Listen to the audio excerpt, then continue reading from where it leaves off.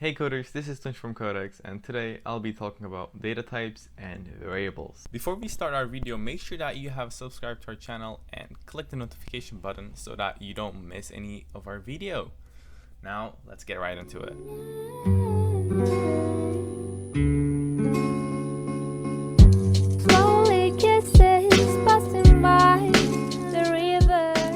Alright, so in Python and nearly in all other languages out there, there are general data types. They are integers, floats, string, and boolean.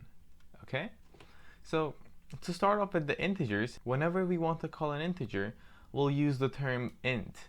This will stand for integer, and this word is actually reserved in Python. So whenever we type bool, str, float, or integer, int, it'll be highlighted automatically. This is because they are reserved in Python. You can think of integers as all whole numbers. 1, 4, 8, -6, -95. They're all integers.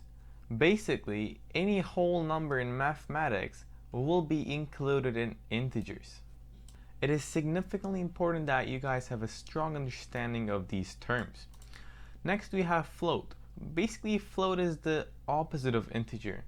There are the numbers written with the decimal point dividing the integer.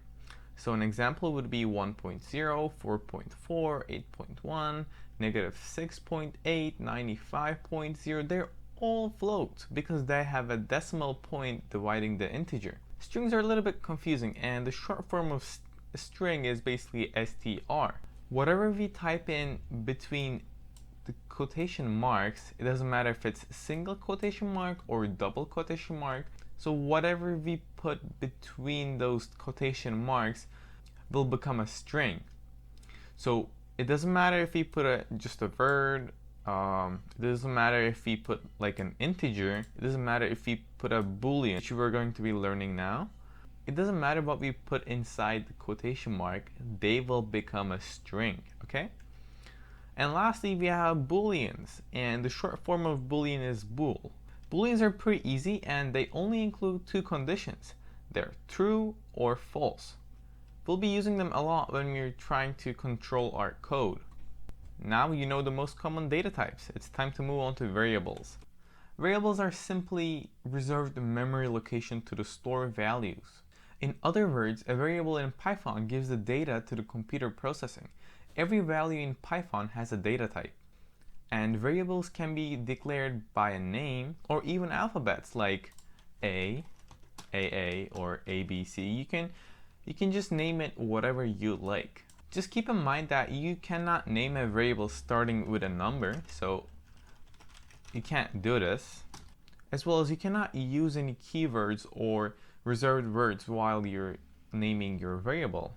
Meaning you cannot use int when you're naming your variable, or you cannot use str when you're naming your variable. So just keep that in mind and try to give specific names, okay? You'll understand variables once I show you this example. Let's say that we want to create a profile. It will ask, it will ask my name, it will ask my age, it will ask my email. Okay, so my name would be Tunc, and as you notice here, I use a string. My age would be 16, and my email address will be blah blah blah blah at gmail.com.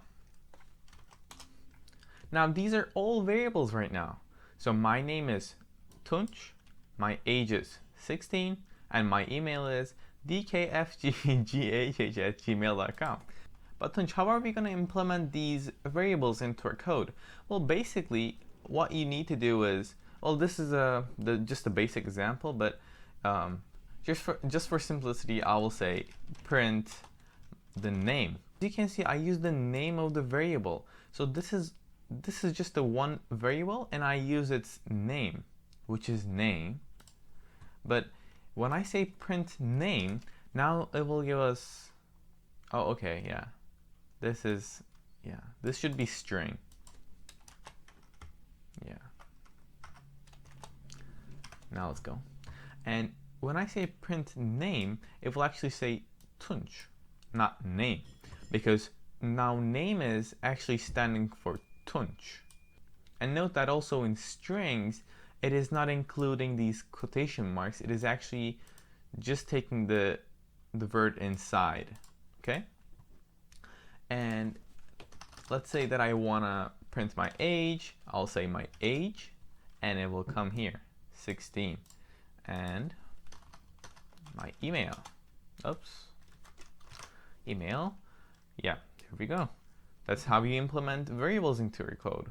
There are many things that you could do with variables. We will be going into more depth in our next videos.